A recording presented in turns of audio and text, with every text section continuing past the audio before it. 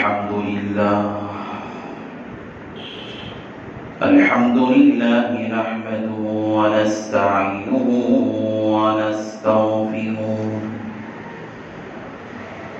ونؤمن به ونتوكل عليه ونعوذ بالله من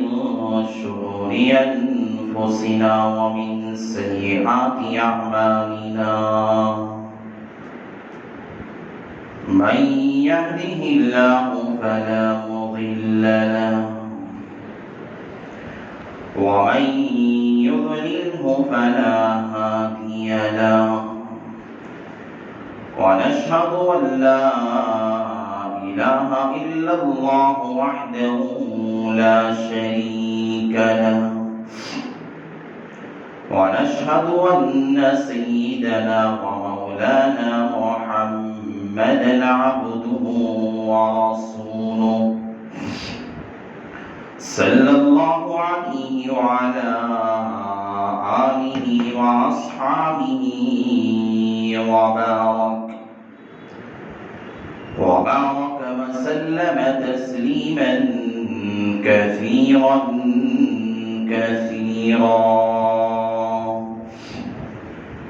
أما بعد فأعوذ بالله من الشيطان الرجيم بسم الله الرحمن الرحيم إن الصلاة تنهى عن الفحشاء والمنكر وقال النبي صلى الله عليه وسلم من صلى يوما وليلة 12 ركعة بيته في الجنة أو كما قال النبي عليه الصلاة والسلام رب اشرح لي صدري ويسر لي أمري واحلل عقدة من لساني يفقهوا قولي اللهم صل على سيدنا مولانا محمد في أول كلامنا اللهم صل على سيدنا مولانا محمد في أوسط كلامنا اللهم صل على سيدنا مولانا محمد في آخر كلامنا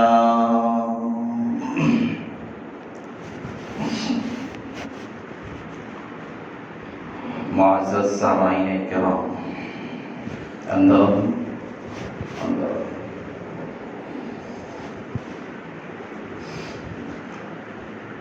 میرے غیور مسلمان بھائیوں اور بزرگوں دوستوں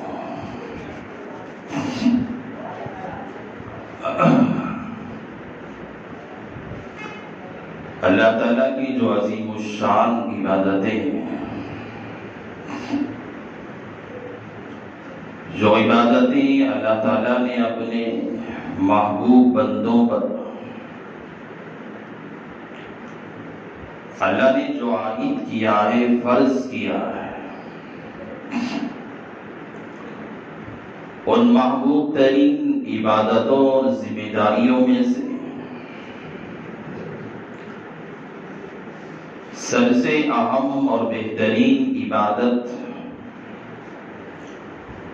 اور ذمہ داری اللہ تعالیٰ نے اپنے محبوب بندوں پر جو عائد کی ہے فرض کی ہے اللہ نے جو ذمہ داری دی ہے وہ اہم ترین عبادت اور ذمہ داری نماز کی عبادت ہے نماز جسے اللہ تعالیٰ نے ارکان اسلام میں سے کہا بنیادوں میں سے کہا دنیا میں انسان مکان تعمیر کرتا ہے بنگلے تعمیر کرتا ہے بڑی بڑی بلڈنگیں انسان دنیا کے اندر تعمیر کرتا ہے، بناتا ہے، اس کے لیے جو بنیاد ڈالی جاتی ہے، جو پایا بنایا جاتا ہے، انسان چاہتا ہے کہ یہ مضبوط رہے، اس کی نگہبانی کرتا ہے، حفاظت کرتا ہے، جہاں تک ہو سکے اسے مضبوط سے مضبوط تر، زیادہ سیمنٹ کے ذریعے سے، بالو وغیرہ کے ذریعے سے اسے مضبوط کرنا چاہتا ہے۔ اس کا ارادہ یہ ہوتا ہے کہ جو عمارت میں اس کے بعد بنانے والا ہوں، یہ عمارت اس کے پر مضبوط قائم رہے، تاکہ یہ اگر پایا اور یہ بنیاد اگر مضبوط رہے گی، اس کے اوپر میں جتنی بھی بڑی بلڈنگ بناؤں گا، عمارت تعمیر کروں گا، کوئی مجھے فرق نہیں پڑتا، کوئی اس کے اندر کمزوری نہیں آئے گی۔ اس لیے انسان اسے مضبوط کرتا ہے، پانی پلاتا ہے، اس کی نگہبانی کرتا ہے، حفاظت کرتا ہے۔ یہ بنیاد ہے عمارت کے لیے، پوری بلڈنگ کے لیے بنیاد ہے۔ اگر یہ کھوکھلی رہے گی، اگر اس کے اندر نقص رہتا ہے، کمزوری رہتی ہے، لاکھوں روپیے آدمی اس کے بعد بھی خرچ کر دیواروں کو مزین کرے گا، اندر بہترین سے بہترین قالینیں بچھائے گا، بہترین سے بہترین نقش و نگار بھی کرائے گا، اگر بنیاد اگر کمزور ہے، اگر نیچے کا اگر پایا اگر اس کا کمزور ہے، تو اس کی عمارت بیکار ہے، کل گرے گی یا پرسوں منہدم ہوگی، اسے پتہ نہیں۔ اللہ نے جو عبادتیں بندوں پر، اپنے محبوب بندوں پر جو عائد کی ہیں، ذمہ داری جو دی ہے، ان میں سب سے بہترین اور اہم ذمہ داری اللہ نے نماز کی دی ہے۔ یہ سب عبادتوں سے افضل ترین عبادت ہے، اور اللہ نے اس کے اندر کسی کا درجہ بہت بڑا رکھا ہے، کسی کا کم رکھا ہے۔ کوئی اعلیٰ درجے کی نماز ہے، کوئی کم درجے کی نماز ہے، کوئی متوسط درجے کی نماز ہے۔ ہمیں تو معلوم ہے دن میں 5 وقت نمازیں، پانچوں نمازیں فرض ہے، ہر آدمی جانتا ہے، اسے اس کا علم بھی ہے، اس کا پتہ بھی ہے۔ کسی مسلمان سے بھی پوچھا جائے، بول دے گا دن میں 5 نمازیں مسلمانوں کے لیے، 5 نمازیں ہم فرض سمجھتے ہیں، یہ فرض ہے اللہ تعالیٰ کی طرف سے، اور مسلمانوں کے لیے پڑھنا لازم ہوتا ہے، ضروری ہوتا ہے ایمان والے کے لیے۔ لیکن فرض کی جہاں بات آتی ہے، اس کا علم تو سب کو ہے۔ فرض نماز، ظہر کی نمازیں، مغرب کی نمازیں، عشاء کی نمازیں، فجر کی نمازیں،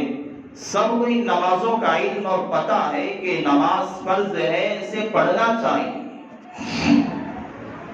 لیکن ان فرائض سے ہٹ کر بھی کچھ نمازیں، ان فرائض سے ہٹ کر بھی کچھ، ان فرائض کے ساتھ لگے ہوئے متصل کچھ ایسے بھی نمازیں ہیں جن کی ہم بہت زیادہ کوتاہی کرتے ہیں، بہت زیادہ ہم لاپرواہی کرتے ہیں۔ یہ تو ہمیں پتہ نہیں ہوتا، اگر پتہ بھی ہوتا ہے تو ہمارے یہاں کوتاہی، سستی بہت زیادہ ان کے اندر ہو جاتی ہے۔ حالانکہ فرائض سے ہٹ کر اور واجبات سے ہٹ کر کچھ نمازیں ایسی بھی ہیں اللہ تعالیٰ کے، جن پر بہت بڑے انعامات کے اللہ نے وعدے رکھے ہیں، اور ایسے اللہ نے انعامات رکھے ہیں آدمی سوچ بھی نہیں سکتا، آدمی سوچ بھی نہیں سکتا۔ فرائض سے پہلے اللہ تعالیٰ نے سنتیں رکھی ہیں، فرائض پڑھنے کے بعد کچھ سنتیں ہیں، پہلے کچھ سنتیں، بعد کی کچھ سنتیں۔ ہونا چاہیے تھا آدمی فرض پڑھتا چلا جاتا،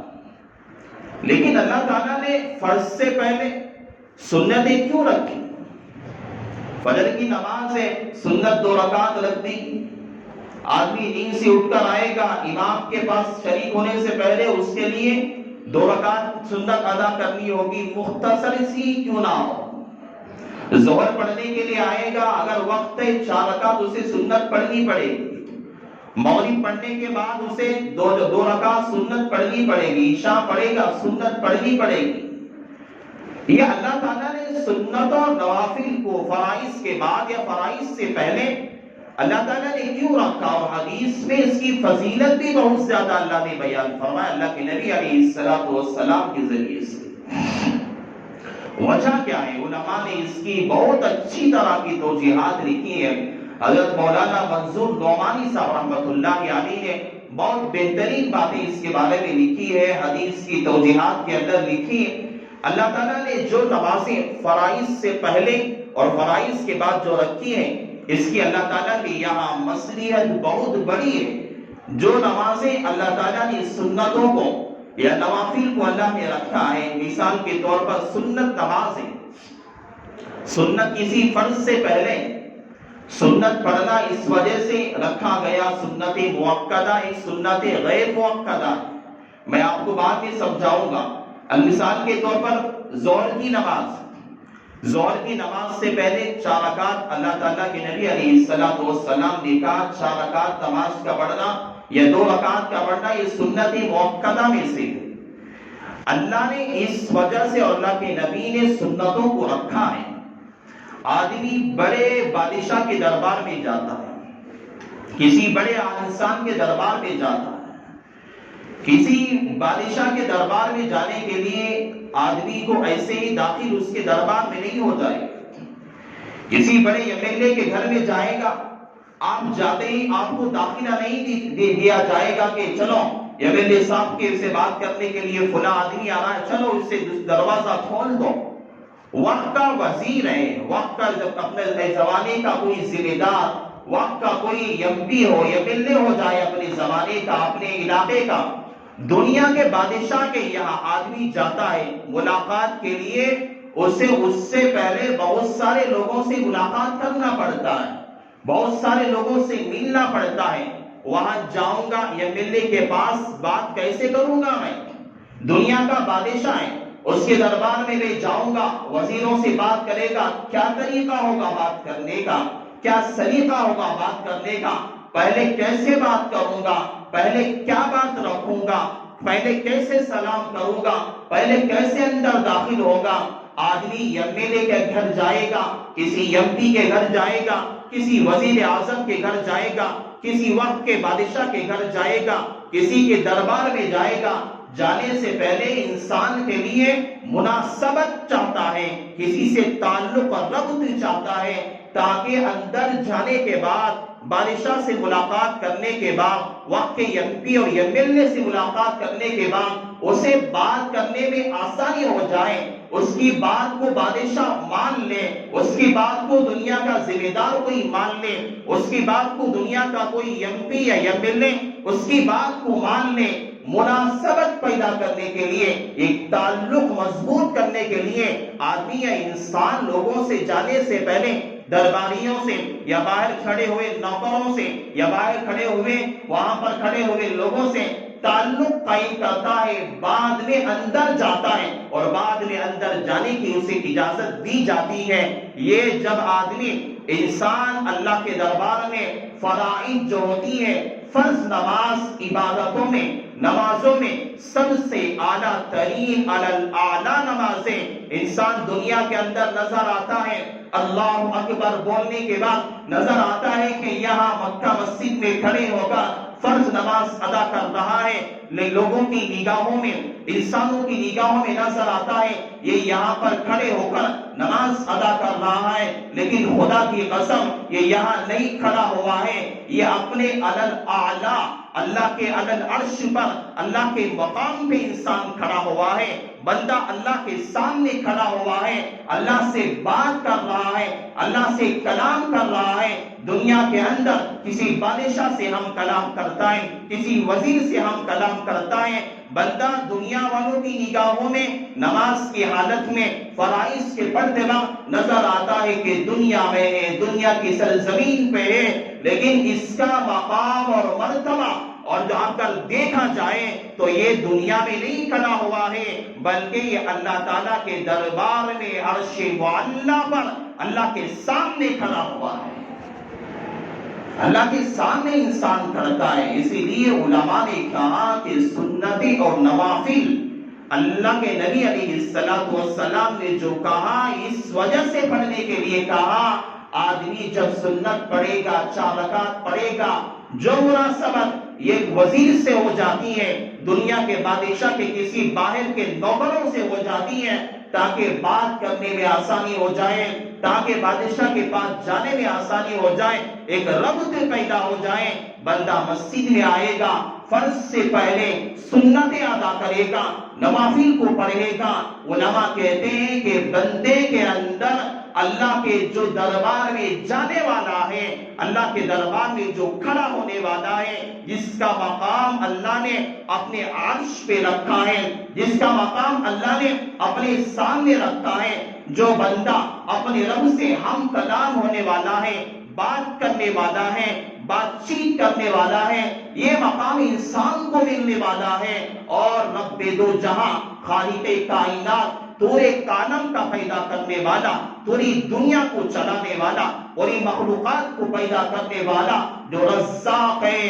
جو رحمان بھی ہے، اس کائنات کے ذرے ذرے کو چلانے والا میرا رب ہے۔ بندہ اس رب کے دربار میں، شاہانہ شان دربار کے اندر بندہ جانے والا ہوتا ہے۔ اس لیے اللہ تعالیٰ نے کہا میرے دربار میں آنے سے پہلے میرے بندے 4 رکعت یا 2 رکعت جو سنتیں پڑھ کے آ جا، تجھے دربار میں آنے کا طریقہ معلوم ہو جائے گا، تجھے دربار میں آنے کا سلیقہ معلوم ہو جائے گا، تجھے دربار میں آنے کے لیے مناسبت پیدا ہو جائے گی۔ تو دنیا کے کام و کاج کے اندر تھا، تو کاروبار کے اندر تھا، اپنی فیکٹری کے اندر تھا، اپنی دکان کے اندر تھا، تو تجارت کے اندر لگا ہوا تھا، ایک دم اچانک تو آئے گا، فرض میں کھڑا ہوگا، تیرا دماغ کبھی دکان میں جائے گا، کبھی تیری فیکٹری میں جائے گا، کبھی تجارتی پیشے کے اندر جائے گا۔ اللہ نے کہا اگر ایسا میرے دربار میں کھڑا ہوگا، تیری نماز مقبول نہیں ہو سکتی۔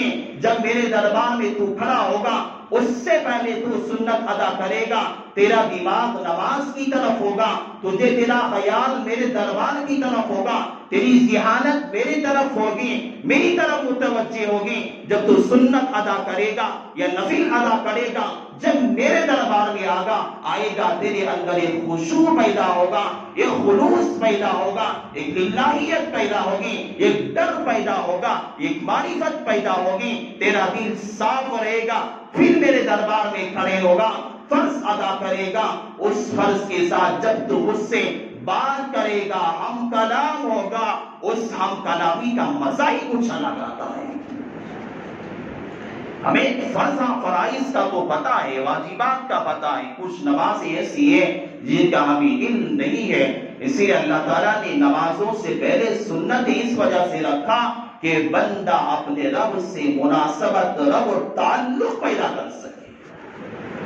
اور نماز کے بعد اللہ نے نوافل کو، سنتوں کو رکھا۔ اس کی وجہ بھی علماء نے بیان فرمائی اور کہا اس کی وجہ یہ ہے کہ نمازوں کے بعد جو سنت پڑھنے کا حکم دیا گیا حدیث میں جس کی فضیلت بیان کی گئی، اس کی وجہ یہ ہے کہ نماز کے اندر فرض آدمی پڑھتا ہے، کوئی نہ کوئی کمی رہ جاتی ہے، کوئی نقص باقی رہ جاتا ہے، کوئی نہ کوئی کمی اور بھول چوک ہو جاتی ہے، کوئی غلطی ہو جاتی ہے، چھوٹی کوئی غلطی ہو جاتی ہے۔ حدیث میں آتا ہے اس وجہ سے رکھا، بندہ جو ہے نوافل پڑھے گا، فرض نماز ادا کرنے کے بعد یا سنت ادا کرے گا، جو کمی فرض کے پڑھنے میں رہ گئی، جو نقص فرض کے ادا کرنے میں رہ گیا، اور جو کمی فرض کے ادا کرنے میں رہ گئی، اللہ تعالیٰ نوافل کے ادا کرنے پر اور سنتوں کے ادا کرنے پر اللہ تعالیٰ اس کمی کو دور کر دیتا ہے، اور اس نقص کو اللہ ختم کر دیتا ہے۔ چھوٹی موٹی جو غلطی ہو جاتی ہے اس غلطی کو ختم کر دیتا ہے۔ آدمی نماز میں تھا، دھیان کہیں گھر میں چلا گیا تھا، دکان میں چلا گیا تھا، باہر کے کاروبار میں چلا گیا انسان کا دماغ، یہ غلطی تھی۔ آدمی سنت ادا کرے گا، نماز پڑھے گا، پھر نوافل کو ادا کرے گا، یہ کمی جو نقص انسان کی نماز میں فرض کے ادا کرتے وقت رہ گیا، علماء کہتے ہیں کہ اللہ تعالیٰ اس نقص کو سنت اور نوافل کی بدولت اللہ دور کر دیتا ہے۔ یہ اللہ کی مصلحت ہے، اللہ کی حکمت ہے، ایسی نہیں کہ فرائض کے علاوہ سنت و نوافل کو اللہ نے ایسے ہی بیکار نہیں رکھا ہے کہ آدمی نماز پڑھے دوڑتا ہوا باہر نکل کر چلا جائے۔ اللہ نے بیکار ایسے ہی نہیں رکھا، بیکار نہیں رکھا، اللہ نے مصلحتیں ہیں، اللہ کی مصلحت اور منشا یہ بہت بڑی اعلیٰ منشا ہے اور مصلحت ہے۔ آدمی ویسے ہی بغیر سنت اور نوافل کے پڑھے بغیر اگر چلا جاتا ہے، آپ سوچ کے دیکھیں، میں نے 2 باتیں بتائی ہیں، نماز سے پہلے، فرض سے پہلے سنت پڑھنے کی وجہ کیا ہے، اور فرض کے ادا کرنے کے بعد سنت پڑھنے کی وجہ کیا ہے۔ اگر آدمی بغیر سنت پڑھے کے فرض سے پہلے بھی سنت ادا نہیں کیا، فرض کے بعد والی بھی سنت نہیں پڑھتا، ویسے ہی چلا جاتا ہے، ہم جس طرح چلے جاتے ہیں، تو آپ غور کر کے دیکھو ہماری نماز کیسی ہوتی ہے۔ ہم خود غور کر کے دیکھتے ہیں، میں آیا، میں سنت بھی نہیں پڑھا، کچھ بھی نہیں پڑھا، دوڑتے ہوئے 4 رکعت پڑھا، بھاگ کر چلا گیا، نہ سنت پہلے کی پڑھا نہ بعد کی سنت ادا کیا۔ میں نے جو علماء کے اقوال حدیث کے روشنی میں آپ کے سامنے کہا ہے، اس پہ آپ خود غور کر کے دیکھو ہماری نماز کیسی ادا ہوگی۔ ہم خود اپنی نمازوں کا فیصلہ کر سکتے ہیں، ہم خود اپنی نمازوں کو تول سکتے ہیں، ہمارے نقص اور کمیاں کہاں سے دور ہو سکتی ہیں، ہماری نمازیں کیسی ہوتی ہیں، ہم نماز یہاں ادا کرتے ہیں، دماغ کہیں اور ہوتا ہے۔ یہ نقص اور کمی کو اللہ دور کرنے کے لیے سنت اور نوافل کو رکھا ہے، اسے بھی ہم بغیر پڑھے کے چلے جاتے ہیں، ہماری نماز کامل اور مقبول کہاں ہو سکتی ہے۔ اللہ کے نبی علیہ السلام نے حدیث پاک کے اندر چند جو میں نے کہا فرائض کے ہٹ کر کچھ نمازیں ہیں جن کا علم ہمیں نہیں ہے، اور اللہ کا بہت بڑا وعدہ اس پہ اللہ نے رکھا ہے۔ اللہ کے نبی علیہ السلام یہ روایت اللہ محدثین نے بہت ساری کتابوں میں، ترمذی میں، نسائی میں، بہت ساری کتابوں میں اس سے ذکر بھی فرمایا ہے۔ فرماتے ہیں حضرت ام میمونہ اللہ کے نبی علیہ السلام کی زوجہ میں سے، یہ اللہ کے نبی کی زوجہ میں سے ہے، نقل فرماتی ہے، قالت قال رسول اللہ صلی اللہ علیہ وسلم، میرے محبوب نے فرمایا کہ من صلی رکعت من صلی لیل یوما و لیلتا، جس بندے نے دن اور رات کے اندر 12 رکعتا 12 رکعت اگر نماز اس نے ادا کر لی، بیتہ فی الجنہ، اللہ کے نبی کہتے ہیں اللہ تعالیٰ اس کے لیے جنت میں ایک بہترین مکان تعمیر کرتا ہے۔ فرائض سے ہٹ کر بات ہے، واجبات سے ہٹ کر یہ بات ہے۔ اللہ کے نبی کہتے ہیں دن اور رات کے اندر 12 رکعتیں ایسی ہیں، اگر بندہ اسے ادا کرے گا پابندی کے ساتھ، اللہ اس کے لیے روزانہ ایک اعلیٰ مقام اور اعلیٰ جنت میں گھر تعمیر کرتا ہے۔ کون سی نمازیں ہیں آخر؟ اللہ نے اتنی بڑی فضیلت رکھا ہے کہ جنت میں ہمارے لیے مکان تعمیر کرے گا۔ دنیا کے مکان ختم ہو جائیں گے، منہدم ہو جائیں گے، مر کر جانے کے بعد جو ہے پراپرٹی اور وراثت اپنی وارثین اور اپنے بچے لڑ کر اسے اپنے لیے حاصل کرنے کی کوشش کریں گے۔ دنیا میں انسان جو کچھ بھی بناتا ہے یہ اپنے لیے نہیں بناتا، اپنی موت تک کے لیے اپنے نام پہ رہتا ہے، مر کے جانے کے بعد کوئی کسی کو یاد نہیں کرتا۔ مکان ہے کبھی یاد نہیں کرتا میرے باپ نے مجھے مکان بنا کے دیا تھا، چلو ایک مرتبہ سورہ فاتحہ تو پڑھ کر میری باپ کی قبر پہ بخش دو، لاکھوں کی پراپرٹی میرے باپ نے چھوڑ کر مرا تھا، کبھی اس کے لیے کبھی سورہ اخلاص پڑھنے کی توفیق نہیں ہوتی۔ دنیا کے مکانات اپنی نام پر بس رجسٹر میں لکھا ہوتا ہے، لیکن آپ کے موت کے بعد آپ کا مکان آپ کا نہیں ہوتا، آپ کی اولاد خود لڑ کر ان مکانات کو حاصل کرنے میں لگ جاتی ہے، کبھی آپ کو یاد بھی نہیں کرتی۔ یہ مکان نہیں بلکہ لامحدود مکان ہے جو اللہ تعالیٰ جنت کے اندر بنائے گا، جو نہ کبھی کوئی حاصل کرے گا، نہ وہاں کوئی بیٹا آپ کے پاس آئے گا، نہ کوئی رشتہ حافظ ہوگی، بلکہ اللہ تعالیٰ آپ کے نام پر لکھ کر ایک محل تیار کر کے رکھا ہوگا۔ اور نمازوں میں سے سب سے پہلی نماز رکعتانی قبل الفجر، فجر سے پہلے کی 2 رکعت نماز ہے، یہ بہت اہم سنت ہے۔ عائشہ صدیقہ رضی اللہ تعالیٰ عنہ فرماتی ہے میں اپنے حبیب کو دیکھتی تھی جتنا زیادہ فرائض کے بعد اللہ کے نبی علیہ السلام پابندی کے ساتھ فجر کی سنت پڑھا کرتے تھے، اس سے زیادہ اہتمام کے ساتھ کوئی سنت نہیں پڑھا کرتے تھے، بہت زیادہ اہتمام کے ساتھ پڑھا کرتے تھے۔ اللہ کے نبی علیہ السلام فرماتے ہیں اگر تم گھوڑے دوڑا رہے ہو اس وقت بھی اگر ہو تو تب بھی چاہیے کہ تم فجر سے پہلے 2 رکعت سنت نماز ادا کر لیا کرو۔ گھوڑے دوڑانے کا مطلب یہ ہے آدمی کسی اہم کام پہ جا رہا ہے، سفر پہ جا رہا ہے، فجر کی نماز کا وقت ہے اور آدمی سواری پر ہے، گھوڑے پر سوار ہے، اونٹ پر سوار ہے، کار پر سوار ہے، آدمی بہت جلد پہنچنے والا ہے، اس وقت بھی اللہ کے نبی علیہ السلام نے کہا کہ تم فجر کی سنت نہ چھوڑا کرو، پڑھ لیا کرو۔ ہاں آپ کو ایک طریقہ یہ بھی بتا دیتا ہوں، اگر امام صاحب نے نماز شروع کر دیا تھا اور الحمد شریف کا سورت بھی شروع کر دیا تھا، آپ پہنچے، آپ کو یقین ہے کہ امام کے رکوع میں جانے سے پہلے آپ 2 رکعت سنت اپنی جلدی سے پڑھ لیں گے، آپ کو یقین ہے آپ رکعت باندھ کر سنت پڑھ لینا چاہیے، یہ بہت اہم سنت ہے۔ اللہ کے نبی علیہ السلام نے کہا یہ اتنی اہتمام کے ساتھ اللہ کے نبی نے ادا کیا، کوئی نماز اس سے زیادہ اہتمام کے ساتھ سنت اور نوافل میں اللہ کے نبی نے ادا نہیں کیے تھے۔ اس کے بعد 2 رکعت سنت ہے، میں نے کہا 12 رکعتیں ایسی ہیں آدمی اسے اہتمام سے ادا کرے گا، فرائض سے ہٹ کر اللہ اس کے لیے جنت کے اندر محل کو تیار کرے گا، تعمیر کر کے رکھے گا۔ ایک تو فجر سے پہلے کی 2 رکعت سنتیں اگر نہ پڑھ سکا بعد میں بھی ادا کر لے گا تو ادا ہو جائے گی، اشراق کے وقت ادا کرے گا، فرض نماز پڑھنے کے بعد ادا نہیں کرے گا فجر کی، اس کے بعد کوئی بھی نماز پڑھنا یہ مکروہ لکھا ہے۔ ہاں جب سورج طلوع ہو جائے گا، اشراق کا جب وقت شروع ہو جائے گا تب پڑھ لینا۔ اور دوسری نماز ہے ظہر کی نماز سے پہلے 4 رکعت کا پڑھنا، ظہر سے پہلے 4 رکعت کا پڑھنا۔ حدیث میں آتا ہے کہ بندہ جب ظہر سے پہلے 4 رکعت پڑھے گا اور ظہر کے بعد 2 رکعت سنت ادا کرے گا، یا ایسی نمازیں اگر بندہ اسے ادا کرے گا اور حرمت علی النار، اللہ تعالیٰ اس کے اوپر جہنم کی آگ کو اللہ حرام کر دیتا ہے۔ دوپہر کی تپش ہوتی ہے، گرمی ہوتی ہے، آدمی گرمی کے بارے پریشان ہوتا ہے، نماز پڑھنے پہ پریشانی ہوتی ہے، آدمی اسی تپش میں آئے گا، گرمی میں آئے گا، سنت 4 رکعت پڑھے گا،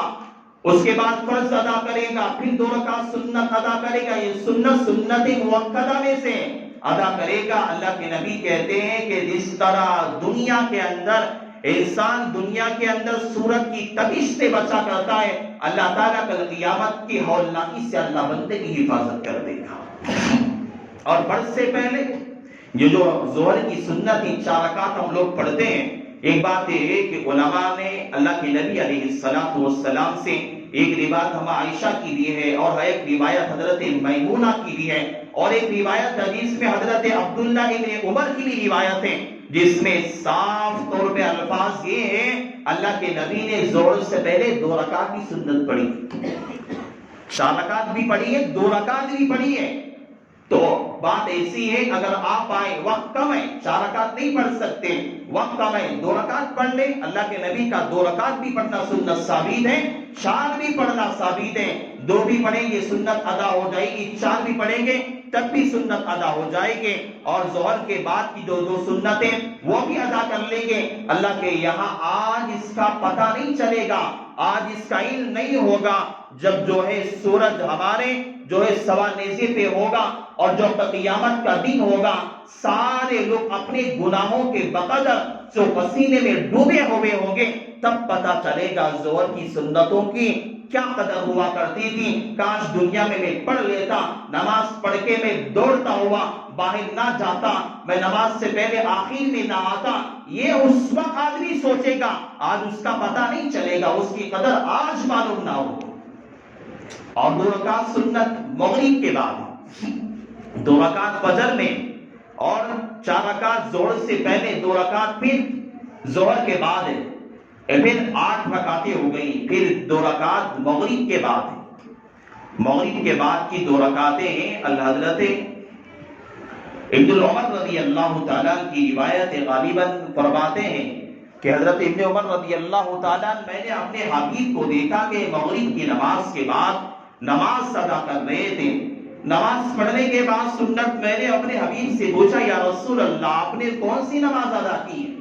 اللہ کے نبی علیہ الصلوۃ والسلام نے کہا یہ ایسی فضیلت والی نماز ہے، اگر بندہ اگر پڑھ لے گا اللہ تعالیٰ اس کے ایسے گناہ، اگر سمندر کی جھاگ، جو سمندر میں جو کف آتا ہے، اگر اس کف کے برابر اور جھاگ کے برابر بھی بندے کے گناہ ہوں گے، اللہ اس گناہ کو بھی معاف کر دے گا۔ میرے بھائی ایسی بڑی فضیلت ہے، ہم مغرب کی بات کی سنت چھوڑ کے دوڑتے ہوئے چلے جاتے ہیں۔ 2 رکعت اگر ادا کر لیں گے، اللہ کیا کتنا بڑا مقام ملنے والا ہے، ہم سوچ بھی نہیں سکتے۔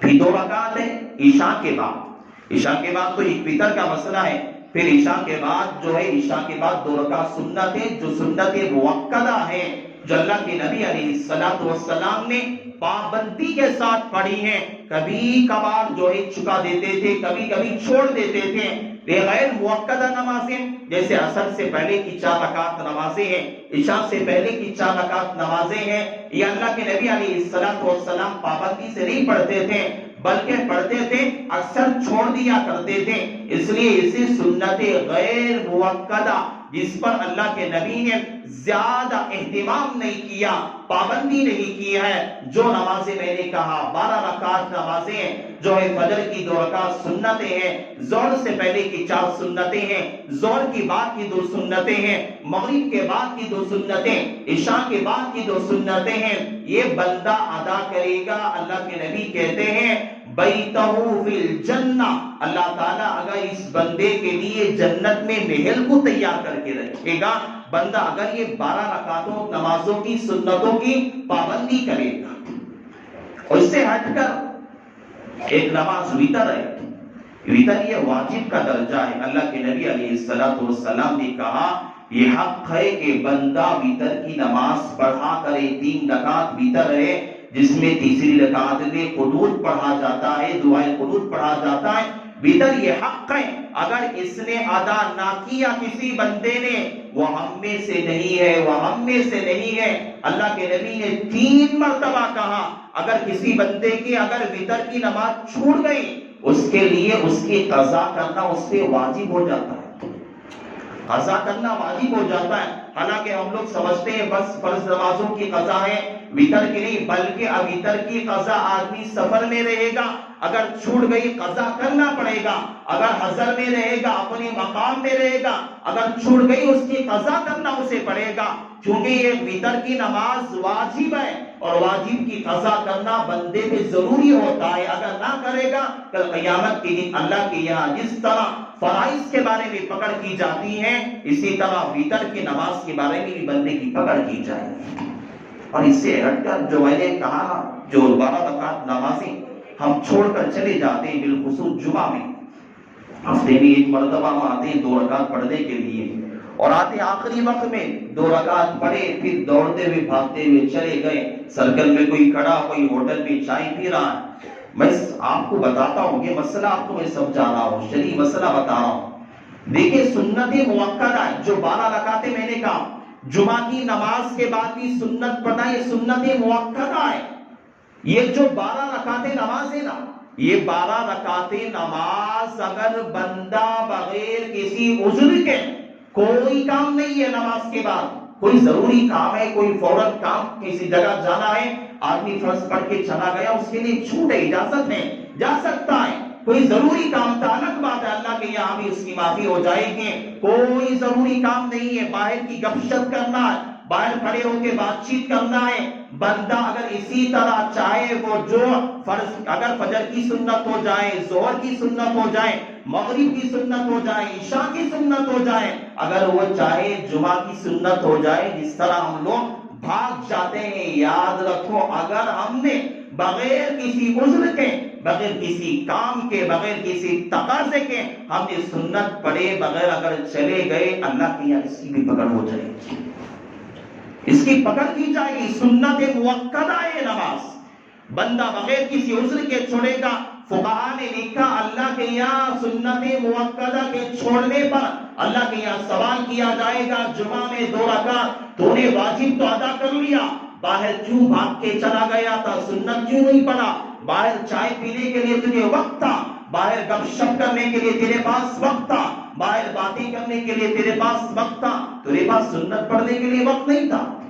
سوال اللہ کے یہاں پوچھا جائے گا، سوال کیا جائے گا. یہ بھاگنا دوڑنا ہم سب چھوڑ دیں، سنتوں کی پابندی کریں. اللہ کے یہاں انسان اعلیٰ مقام حاصل کرنے والا بنے گا. فجر کی سنتیں ہیں، ظہر کی سنتیں ہیں، پھر یہ مغرب کی سنتیں، عشاء کی سنتیں، یہ سنتیں مؤکدہ ہیں. اور جمعہ کی سنتیں، اس پر پابندی کرے گا. دیکھو یاد رکھو اگر ہم لوگ جو ہے جمعہ میں 2 رکعت نماز پڑھتے ہیں، اگر 2 رکعت نماز ہم لوگ ادا کرتے ہیں، حالانکہ بہت سارے لوگ ہیں نوافل ادا کرتے ہیں، اللہ تعالیٰ انہیں جزائے خیر دے، اللہ ہی اور زیادہ مزید توفیق عطا فرمائے. لیکن جمعہ یہ پورے دنوں کا سردار ہے، پورے دنوں کا یہ سردار ہے. اگر ہم جمعہ کی نماز کم سے کم پابندی کے ساتھ، سنت طریقے پر، سنتوں کی رعایت کے ساتھ، پابندی کے ساتھ اگر ادا کریں گے، یہ سردار ہے. اللہ تعالیٰ پورے آنے والے جو پورے ہفتے کے دن ہے اس پہ جمعہ کا پورا اثر باقی رہتا ہے. ہم آخری وقت میں آئیں گے بغیر سنت پڑھے کے 2 رکعت پڑھ کر چلے جائیں گے تو یہ اثر ہمیں پورے مہینے جو پورے ہفتے پر رہے گا، پریشانی میں رہیں گے. ہمیں 2 رکعت نماز، کوئی فرض نماز پڑھنے کی بھی توفیق نہیں ہوگی. جس طرح بندہ رمضان میں پابندی سے ادا کرے گا، اللہ پورے سال بھر توفیق دیتا ہے. اسی طرح جمعہ کی پابندی کرے گا، اللہ پورے ہفتے کی اللہ توفیق عطا فرماتا ہے. اس لیے میں آپ لوگوں سے کہنا اور عاجزانہ گزارش کرتا ہوں، سنتوں کی پابندی کرو. جمعہ میں نماز سلام پھیرنے کے بعد نوجوانوں سے گزارش ہے بغیر سنت پڑھے کے نہ جائیں. اور بالخصوص دعا بھی ہوتی ہے، اتنے سارے لوگ بیٹھے ہوئے ہوتے ہیں، ہم جمعہ میں ایک مرتبہ اپنے اللہ سے مانگتے ہیں، کچھ نہ کچھ لینا چاہتے ہیں، اس کے باوجود بھی سب لوگ دعا میں ہاتھ اٹھائے ہوئے ہیں. کہ آپ لوگوں کو اللہ سے مانگنے کی ضرورت نہیں ہے؟ کہ ضرورت نہیں ہے ہم لوگوں کو؟ ارے کون پریشان نہیں ہے؟ کون ضرورت مند نہیں ہے؟ کوئی اللہ کا نیک بندہ ہے، اللہ اس کے طفیل میں سب کی دعا اگر قبول کر لے گا، سب کے مسائل حل ہو جائیں گے، سب کی ضرورتیں پوری ہو جائیں گی، سب کا بیڑا پار ہو جائے گا. اتنی بڑی اہم چیزیں ہم چھوڑ کے باہر چلے جاتے ہیں، یہ بالکل غلط بات ہے. سنتوں کی پابندی کریں، چاہے جمعہ میں ہو جائیں، چاہے دیگر نمازوں میں ہو جائیں، سنتوں کی پابندی کریں. اللہ تعالیٰ اگر بندہ سنتوں کی پابندی کرے گا، اللہ فرض کی توفیق دے عطا کرے گا، واجبات کی اللہ توفیق عطا کرے گا، اللہ دیگر اعمال کی بھی اللہ توفیق عطا کرے گا. اور اس سے علاوہ ہٹ کر جو نماز، جو خطبہ دیا جاتا ہے جمعہ کے اندر، امام جب خطبے کے لیے منبر پہ چڑھ جاتا ہے، حدیث میں آتا ہے اذا قام الخطیب علی المنبر لا صلاۃ ولا کلام. جب خطیب منبر پر چڑھ جائے، اور بعض لوگ ہوتے ہیں رکعت سنت کے لیے باندھ لیتے ہیں، غلط بات ہے، سنت نہیں پڑھ سکتے آپ. خطیب منبر پہ بیٹھ گیا، کوئی سنت کوئی نفل نہیں پڑھ سکتے. سنت اور نفل کا پڑھنا آپ کے لیے صحیح نہیں ہے. اللہ کے نبی نے کہا کہ اگر خطیب چڑھ گیا، منبر پہ بیٹھ گیا، کوئی بات نہیں کر سکتا، کوئی سامنے کھڑے نہیں ہو سکتا. خطیب کے منبر پر بیٹھنے کے بعد کوئی بے ادبی سے بیٹھ نہیں سکتا. ادب کے ساتھ بیٹھے گا، احترام کے ساتھ بیٹھے گا، خشوع کے ساتھ بیٹھے گا، خطبہ ادب کے ساتھ سنے گا، پورے غور کے ساتھ سنے گا، پوری فکر کے ساتھ سنے گا. اللہ کے نبی نے کہا کسی نے اگر بازو والے سے اف بھی کہا تو اس نے غلطی کی،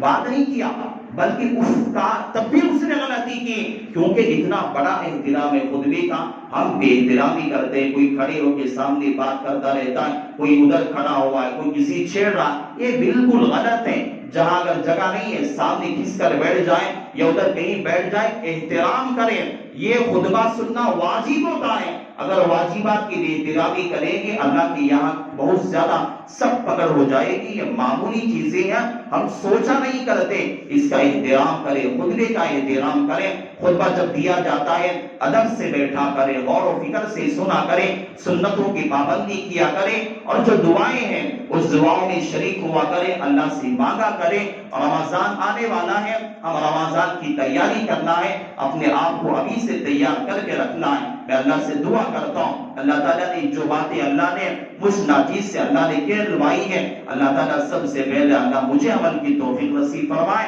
اللہ تعالیٰ آپ لوگوں کو بھی اللہ عمل کی توفیق نصیب فرمائے. اسی کلمات پر میں اپنی بات کا اختتام کرتا ہوں. آمین. وآخر دعوانا الحمد للہ رب العالمین.